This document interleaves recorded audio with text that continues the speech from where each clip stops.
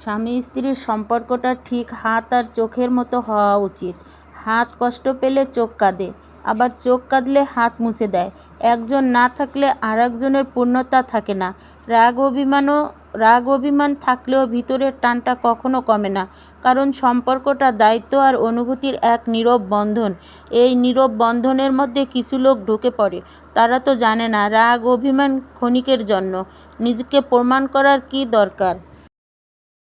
আসসালামু আলাইকুম। আশা রাখি আপনারা ভালো আছেন। আলহামদুলিল্লাহ, আমিও অনেক ভালো আছি। আবারও একটা নতুন ভিডিওতে আপনাদের স্বাগতম। আজ কি রান্না করলাম আপনাদের সঙ্গে শেয়ার করব।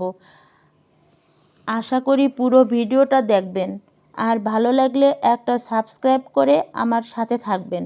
চলুন ভিডিওটা দেখি আজ কি রান্না করলাম। তার আগে এই বাজারগুলো করে নিয়ে আসলো, বাজারগুলো গোছ করতেছি, এখন গুছিয়ে রাখতেছি। যাক, রান্না করলাম হচ্ছে ডাল, গরুর মাংস, আলুর ভর্তা আর ডিম ভুনা। এখন ডাল বাগার দিয়ে দিলাম,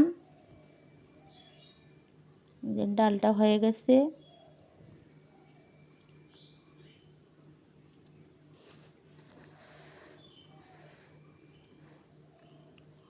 আপনাদের জন্য ভিডিও বানাই কষ্ট করে, আপনারা দেখলে তবেই আমি সার্থক।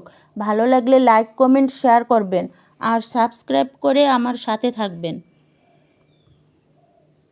সবশেষে হচ্ছে গরুর মাংস কষা করতেছি। বাচ্চারা তো শুধু এসব দিয়ে খেতে চাবে না।